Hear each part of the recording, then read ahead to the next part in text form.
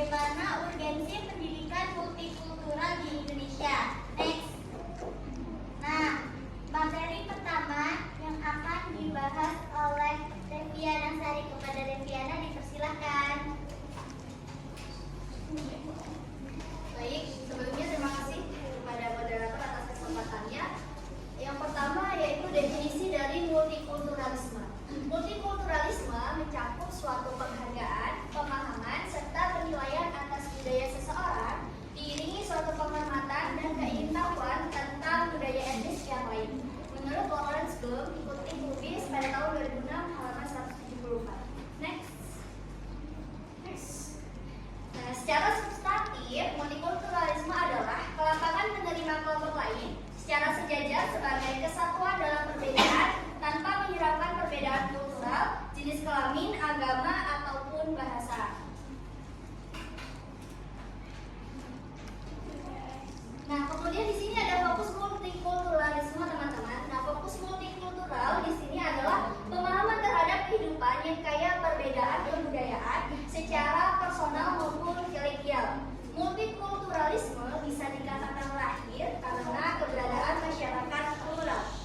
Nah, pluralitas masyarakat tersebut akan melahirkan berbagai bentuk multikulturalisme. Di sini ada 5 jenis multikulturalisme. Yang pertama ada isolasi, yang kedua ada otonomi, yang ketiga ada akomodatif, keempat kritikal, dan yang terakhir ada kosmopolitan. Di sini aku mau jelasin satu-satu. Yang pertama ada isolasi. Untuk isolasi, masyarakat kultural hidup secara mandiri dan terlibat dalam hubungan normal yang saling mengenal satu sama lain. Artinya saling menerima perbedaan, tapi masing-masing berusaha untuk mempertahankan budaya mereka. Contohnya seperti misalnya aku sendiri dari suku Jawa, kemudian Sally dari Lampung. Jadi kita sama-sama mempertahankan suku budaya kita sendiri, tapi tetap menghargai perbedaan itu dengan tetap bersama-sama. Kemudian yang kedua ada akomodatif. Akomodatif di sini masyarakat pemilik budaya dominan menyediakan penyesuaian akomodatif bagi kelompok minoritas. Kelompok minoritas tersebut tidak menentang budaya dominan, seperti misalnya suku Jawa yang tinggal di daerah Pauko. Nah, suku Jawa di sini termasuk suku Jawa yang minoritas, dia tidak menentang adanya suku yang asli di situ, yang lebih dominan. Kemudian yang ketiga ada otonomi. Nah, multikultural otonomi yaitu beberapa kelompok budaya berusaha menciptakan kesejajaran dan menginginkan kehidupan otonom yang dapat diterima semua pihak. Kemudian yang keempat ada kritikal. Terjadi dalam masyarakat plural di mana berbagai kelompok tidak menginginkan kehidupan otonom, tapi mengharapkan pembentukan budaya kolektif yang menitik beratkan berbagai perspektif distinktif. Kelompok dominan pada dasarnya menolak dan berusaha menerapkan budaya dominannya. Contohnya seperti kelompok LGBT yang hadir di tengah masyarakat Indonesia. Kita sebagai kelompok yang normal, yang dominan itu sangat menentang sekali adanya kelompok LGBT karena itu yang pertama melanggar aturan agama, kemudian yang kedua melanggar norma negara. Dan yang terakhir ada multikultural kosmopolitan. Multikultural ini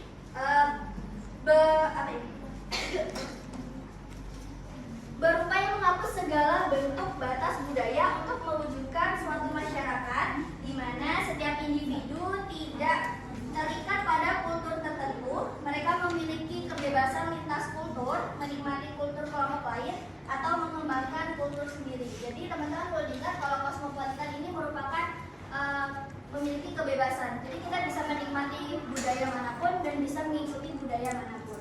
Next.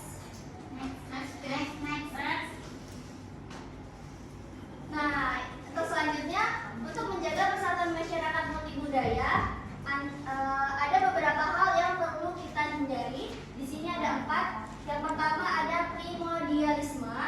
Primordialisme di sini yaitu perasaan kesukuan yang berlebihan. Jadi di sini tuh berpikir bahwa sukunya lebih unggul daripada suku lain. Misalnya aku Jawa. Jawa kan paling banyak di Indonesia. Jadi apa lu bukan Jawa kayak gitu. Gitu. Jadi dia merasa lebih unggul daripada yang lain. Kemudian ada etnosentrisme, yaitu pandangan yang berpangkal pada kebudayaan. sendiri, pada kebudayaan sendiri. Jadi cenderung meremehkan budaya lain. Sama seperti ini, tapi ini lebih ke ngeremehin. Ya istilahnya gitu. Kemudian ada diskriminatif. Diskriminatif teman-teman pasti sudah tahu, yaitu sikap membeda-bedakan terhadap sesama warga berdasarkan golongan warna kulit, suku, agama, dan budaya maupun jenis yang lainnya. Kemudian yang terakhir ada stereotip. Nah, stereotip ini konsepsi mengenai sifat general suatu kelompok berdasarkan prasangka. Mungkin cukup sekian yang bisa saya sampaikan. Saya akhiri. Saya berikan kepada moderator. Terima kasih. Baik, terima kasih Rekiana. Materi selanjutnya akan disampaikan oleh rekan saya, Sherly. Kepada Sherly, silakan. Baik, terima kasih Nana atas kesempatannya. Selanjutnya saya akan membahas mengenai pendidikan multikultural di Indonesia. Nah, sebelumnya saya akan mengambil definisi dari Tobroni dan kawan-kawan tahun 2007, kemudian disajuk oleh Wihardi tahun 2010. Beliau menyebutkan bahwa pendidikan multikultural sebagai pendidikan yang membuka kesempatan pada semua peserta didiknya tanpa memandang kelas sosial, jenis kelamin, ras, etnis, budaya, dan agamanya. Next. Nah, kemudian saya mengambil definisi lain, yaitu menurut Ambarudin tahun 2016 mengutarakan bahwa pendidikan multikultural sebagai proses pendidikan yang terwujud pada kegiatan pembelajaran di satuan pendidikan, di mana memposisikan perbedaan sebagai hal yang biasa. Next. Nah, dari dua definisi di atas yang sudah saya sebutkan tadi, definisi dari pendidikan multikultural yaitu kepribadian, pengendalian diri, akhlak mulia, serta skill yang dibutuhkan peserta didik sebagai individu dan anggota masyarakat, bangsa, dan negara tidak luput dari pemahaman dan sikap multikultural. Next.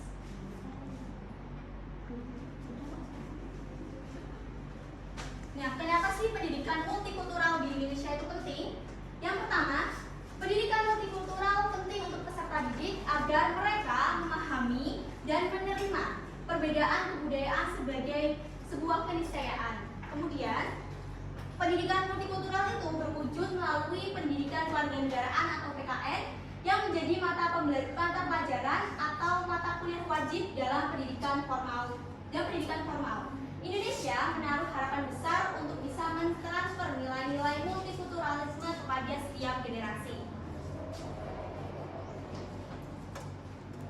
Nah, Indonesia ini belum bisa dikatakan mencapai hasil maksimal mengenai pendidikan multikultural. Kenapa? Karena masih terjadinya konflik multikultural yang dilatar belakangi perbedaan budaya, agama, dan aspek kultural lainnya, menunjukkan bahwa pendidikan multikultural di Indonesia belum mencapai hasil maksimal dan merata. Penyebab belum maksimalnya dan meratanya pendidikan multikultural di Indonesia karena belum meratanya layanan pendidikan yang diterima oleh peserta didik.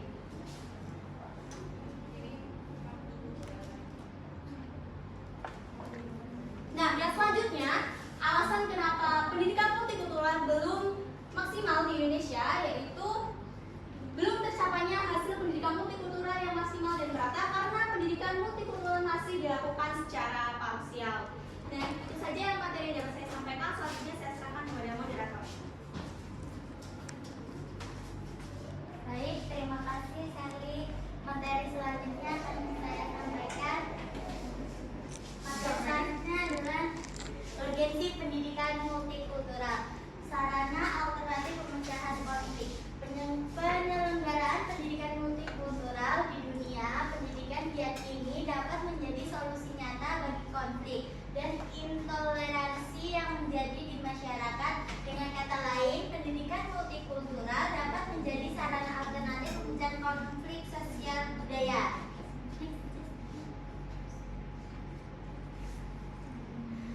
Nah, materi selanjutnya itu supaya peserta didik tidak tercerabut dari akar budaya. Pendidikan multikultural juga signifikan dalam membina siswa agar tidak tercerabut dari akar budaya yang ia miliki sebelumnya. Tak kala ia berhadapan dengan realitas sosial budaya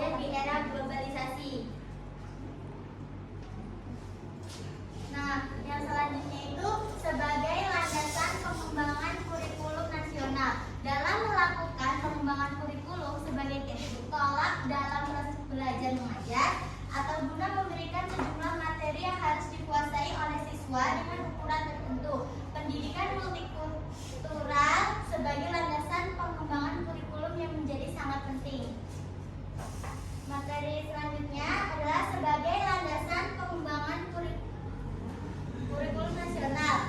Pengembangan kurikulum masa depan yang berdasarkan pendekatan multikultural dapat dilakukan berdasarkan langkah-langkah sebagai berikut. Yang pertama, mengubah filosofi kurikulum. Yang kedua, teori kurikulum. Yang ketiga, teori belajar. Yang keempat, proses belajar. Yang kelima, evaluasi belajar. Nah, selanjutnya ini ada menuju masyarakat Indonesia yang multikultural. Dalam konteks ini ditegaskan bahwa perbedaan bukan menjadi penghalang untuk bersatu mewujudkan cita-cita dalam kehidupan berbangsa dan bernegara sebagaimana termaktub dalam Undang-Undang Dasar 1945 dan Pancasila.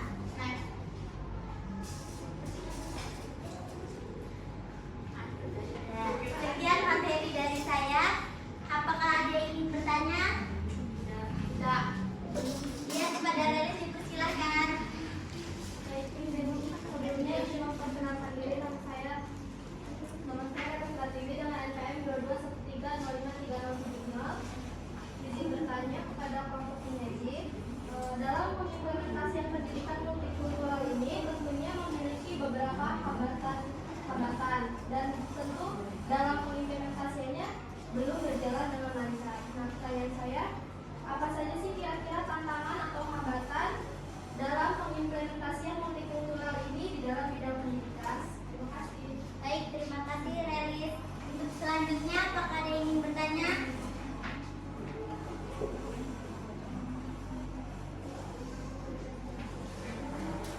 Baik, berikan kelompok kami waktu untuk berdiskusi.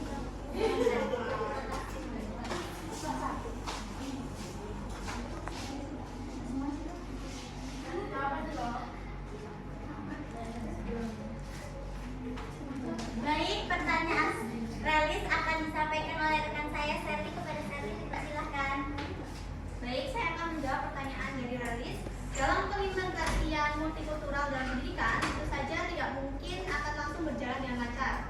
Pertanyaannya, apa saja tantangan yang ada dalam pengimplementasian multikultural dalam bidang pendidikan ini? Yang pertama, kurangnya pemahaman.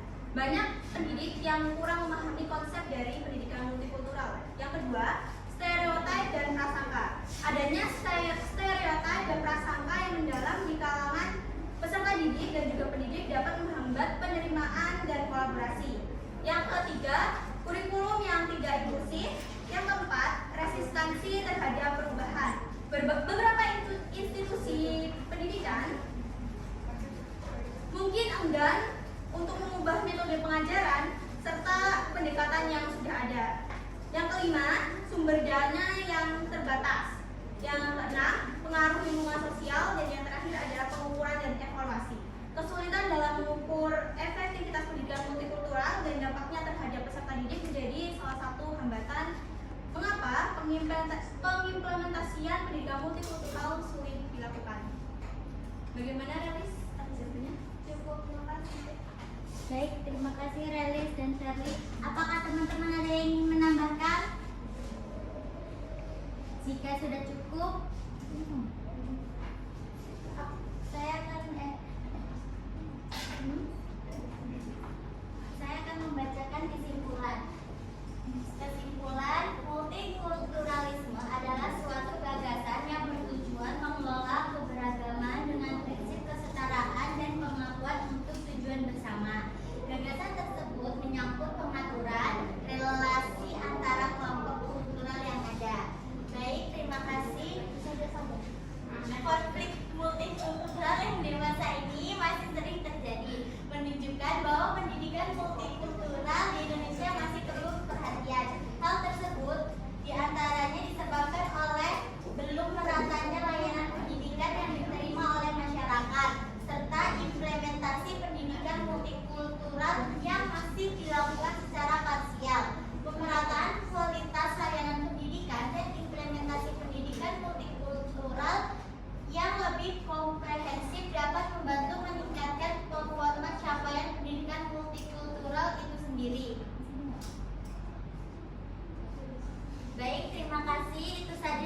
dapat kelompok kami sampaikan. Jika ada salah, kami meminta maaf. Sekian dari kelompok kami akhiri. Wassalamualaikum warahmatullahi wabarakatuh.